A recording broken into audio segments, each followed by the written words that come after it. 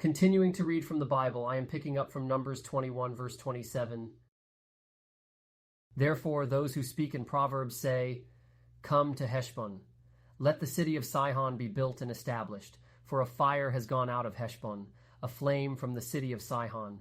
It has devoured Ar of Moab, the lords of the high places of the Arnon. Woe to you, Moab! You are undone, people of Chemosh. He has given his sons as fugitives, and his daughters into captivity. To Sihon, king of the Amorites, we have shot at them. Heshbon has perished even to Dibon. We have laid waste even to Nophah, which reaches to Medeba. Thus Israel lived in the land of the Amorites.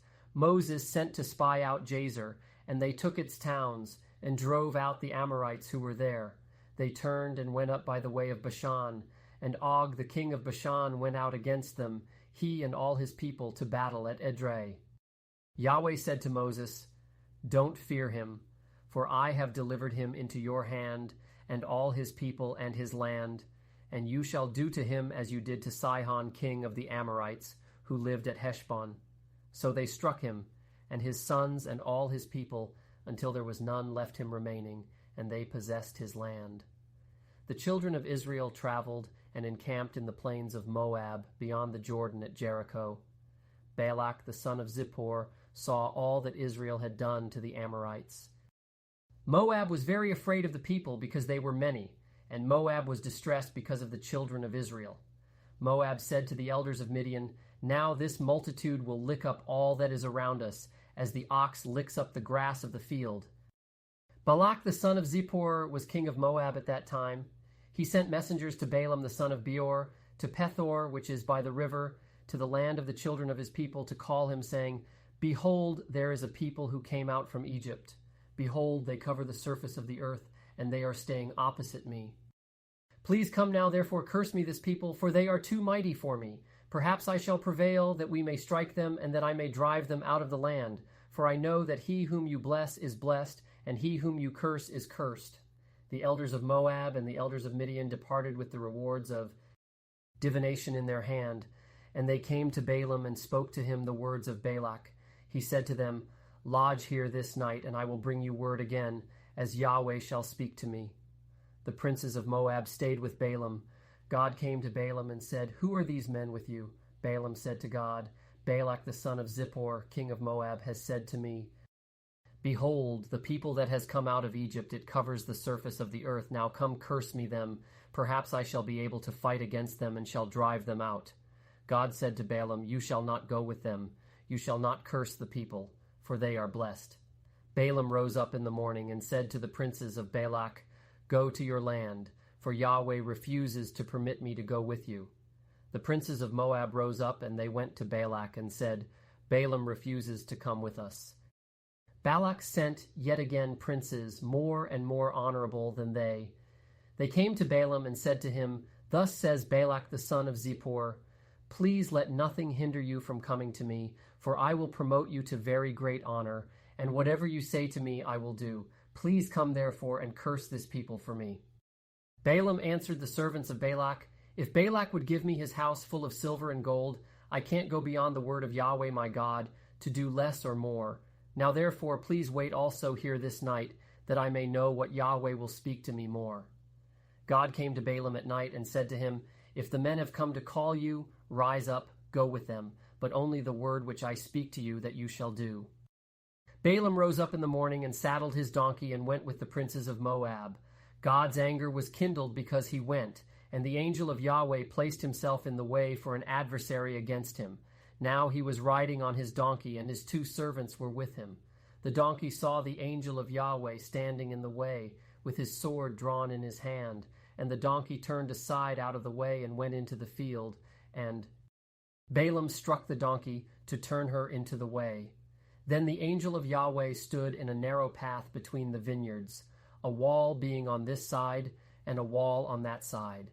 The donkey saw the angel of Yahweh, and she thrust herself to the wall and crushed Balaam's foot against the wall, and he struck her again. The angel of Yahweh went further and stood in a narrow place where there was no way to turn either to the right hand or to the left. The donkey saw the angel of Yahweh, and she lay down under Balaam, and Balaam's anger was kindled, and he struck the donkey with his staff. Yahweh opened the mouth of the donkey, and she said to Balaam, "What have I done to you that you have struck me these 3 times?" Balaam said to the donkey, "Because you have mocked me, I wish there were a sword in my hand, for now I would have killed you." The donkey said to Balaam, "Am I not your donkey, on which you have ridden all your life long to this day? Was I ever in the habit of doing so to you?" He said, "No." Then Yahweh opened the eyes of Balaam, and he saw the angel of Yahweh standing in the way, with his sword drawn in his hand, and he bowed his head and fell on his face. The angel of Yahweh said to him, "Why have you struck your donkey these 3 times? Behold, I have come forth as an adversary, because your way is perverse before me. And the donkey saw me, and turned aside before me these 3 times. Unless she had turned aside from me, surely now I would have killed you, and saved her alive." Balaam said to the angel of Yahweh, "I have sinned, for I didn't know that you stood in the way against me. Now therefore, if it displeases you, I will go back again." The angel of Yahweh said to Balaam, "Go with the men, but only the word that I shall speak to you, that you shall speak." So Balaam went with the princes of Balak. When Balak heard that Balaam had come, he went out to meet him to the city of Moab, which is on the border of the Arnon, which is in the utmost part of the border. Balak said to Balaam, "Didn't I earnestly send to you to call you? Why didn't you come to me? Am I not able indeed to promote you to honor?" Balaam said to Balak, "Behold, I have come to you. Have I now any power at all to speak anything? The word that God puts in my mouth, that shall I speak." Balaam went with Balak, and they came to Kiriath-Huzoth. Balak sacrificed cattle and sheep, and sent to Balaam and to the princes who were with him. It happened in the morning that Balak took Balaam and brought him up into the high places of Baal, and he saw from there the utmost part of the people. Balaam said to Balak, "Build me here 7 altars, and prepare me here 7 bulls and 7 rams." Balak did as Balaam had spoken, and Balak and Balaam offered on every altar a bull and a ram. Balaam said to Balak, "Stand by your burnt offering, and I will go. Perhaps Yahweh will come to meet me, and whatever he shows me, I will tell you." He went to a bare height. God met Balaam, and he said to him, "I have prepared the 7 altars, and I have offered up a bull and a ram on every altar." Yahweh put a word in Balaam's mouth and said, "Return to Balak, and thus you shall speak." He returned to him, and behold, he was standing by his burnt offering, he and all the princes of Moab. He took up his parable and said, "From Aram has Balak brought me, the king of Moab, from the mountains of the east. Come, curse Jacob for me. Come, defy Israel." How shall I curse whom God has not cursed? How shall I defy whom Yahweh has not defied? For from the top of the rocks I see him, from the hills I see him. Behold, it is a people that dwells alone, and shall not be reckoned among the nations. Who can count the dust of Jacob, or number the 4th part of Israel? Let me die the death of the righteous. Let my last end be like his. Balak said to Balaam, "What have you done to me? I took you to curse my enemies, and behold, you have blessed them altogether." He answered and said, "Must I not take heed to speak that which Yahweh puts in my mouth?" Balak said to him, "Please come with me to another place where you may see them. You shall see but the utmost part of them, and shall not see them all, and curse me them from there." He took him into the field of Zophim to the top of Pisgah, and built 7 altars, and offered up a bull and a ram on every altar. He said to Balak, "Stand here by your burnt offering while I meet over there." Yahweh met Balaam and put a word in his mouth and said, "Return to Balak and say this." He came to him, and behold, he was standing by his burnt offering, and the princes of Moab with him. Balak said to him, "What has Yahweh spoken?" He took up his parable and said, "Rise up, Balak, and hear. Listen to me, you son of Zippor. God is not a man, that he should lie, nor the son of man, that he should repent. Has he said, and will he not do it? Or has he spoken, and will he not make it good? Behold, I have received a command to bless. He has blessed, and I can't reverse it. He has not seen iniquity in Jacob. Neither has he seen perverseness in Israel. Yahweh his God is with him. The shout of a king is among them. God brings them out of Egypt. He has, as it were, the strength of the wild ox. Surely there is no enchantment with Jacob, neither is there any divination with Israel. Now it shall be said of Jacob and of Israel, what has God done? Behold, the people rises up as a lioness. As a lion he lifts himself up. He shall not lie down until he eat of the prey and drinks the blood of the slain. Balak said to Balaam, "Neither curse them at all, nor bless them at all." But Balaam answered Balak, "Didn't I tell you, saying, all that Yahweh speaks that I must do?" Balak said to Balaam, "Come now, I will take you to another place. Perhaps it will please God that you may curse me them from there." Balak took Balaam to the top of Peor, that looks down on the desert. Balaam said to Balak, "Build me here 7 altars, and prepare me here 7 bulls and 7 rams." Balak did as Balaam had said, and offered up a bull and a ram on every altar. When Balaam saw that it pleased Yahweh to bless Israel, he didn't go, as at the other times, to meet with enchantments, but he set his face toward the wilderness. Balaam lifted up his eyes, and he saw Israel dwelling according to their tribes, and the Spirit of God came on him. He took up his parable and said, "Balaam the son of Beor says, the man whose eye was closed says," he says, who hears the words of God, who sees the vision of the Almighty, falling down and having his eyes open. "How goodly are your tents, Jacob, and your tents, Israel! As valleys they are spread forth, as gardens by the riverside, as aloes which Yahweh has planted, as cedar trees beside the waters. Water shall flow from his buckets. His seed shall be in many waters. His king shall be higher than Agag.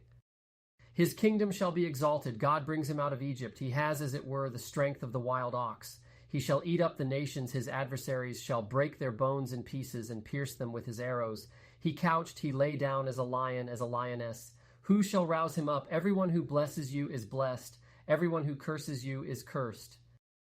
Balak's anger was kindled against Balaam, and he struck his hands together. And Balak said to Balaam, "I called you to curse my enemies, and behold, you have altogether blessed them these 3 times. Therefore now flee you to your place. I thought to promote you to great honor, but behold, Yahweh has kept you back from honor." Balaam said to Balak, "Didn't I also tell your messengers who you sent to me, saying, if Balak would give me his house full of silver and gold, I can't go beyond the word of Yahweh to do either good or bad of my own mind.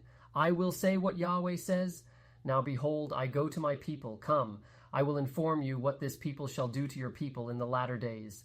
He took up his parable and said, "Balaam the son of Beor says, the man whose eye was closed says, he says, who hears the words of God, knows the knowledge of the Most High, and who sees the vision of the Almighty, falling down and having his eyes open. I see him, but not now. I see him, but not near. A star will come out of Jacob. A scepter will rise out of Israel, and shall strike through the corners of Moab, and break down all the sons of Sheth. Edom shall be a possession. Seir, his enemies, also shall be a possession, while Israel does valiantly. Out of Jacob shall one have dominion, and shall destroy the remnant from the city." He looked at Amalek and took up his parable and said, "Amalek was the first of the nations, but his latter end shall come to destruction." He looked at the Kenite and took up his parable and said, "Your dwelling place is strong, your nest is set in the rock. Nevertheless, Cain shall be wasted until Asher carries you away captive." He took up his parable and said, "Alas, who shall live when God does this? But ships shall come from the coast of Kittim. They shall afflict Asher and shall afflict Aber. He also shall come to destruction." Balaam rose up and went and returned to his place, and Balak also went his way. Israel stayed in Shittim, and the people began to play the prostitute with the daughters of Moab, for they called the people to the sacrifices of their gods, and the people ate and bowed down to their gods. Israel joined himself to Baal Peor, and the anger of Yahweh was kindled against Israel. Yahweh said to Moses, "Take all the chiefs of the people and hang them up to Yahweh before the sun, that the fierce anger of Yahweh may turn away from Israel." Moses said to the judges of Israel, "Everyone kill his men who have joined themselves to Baal Peor."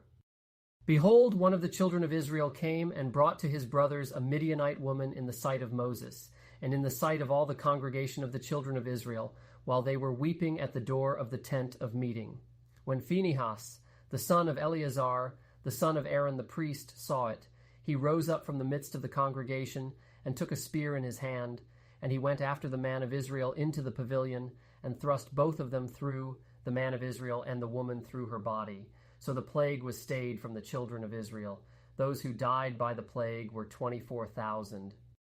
Yahweh spoke to Moses, saying, "Phinehas, the son of Eleazar, the son of Aaron the priest, has turned my wrath away from the children of Israel, in that he was jealous with my jealousy among them, so that I didn't consume the children of Israel in my jealousy.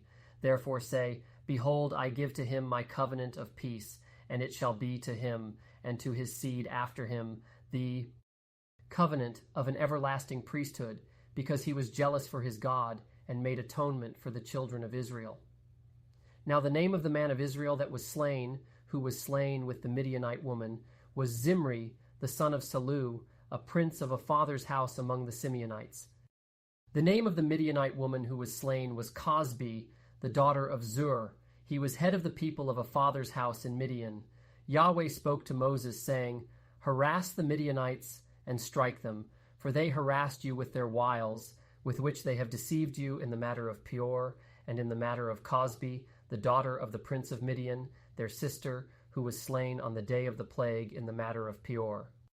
It happened after the plague that Yahweh spoke to Moses and to Eleazar the son of Aaron the priest, saying, Take a census of all the congregation of the children of Israel, from 20 years old and upward, by their fathers' houses, all who are able to go forth to war in Israel. Moses and Eleazar the priest spoke with them in the plains of Moab by the Jordan at Jericho, saying, Take a census from 20 years old and upward, as Yahweh commanded Moses and the children of Israel. Thanks for watching this video. Check out the next one in the series as I'll continue reading. Like and subscribe for the newest content. If you would like to support my efforts in making God's Word known through video along with future translations, you can use my Venmo on the right. Thank you and have a blessed day.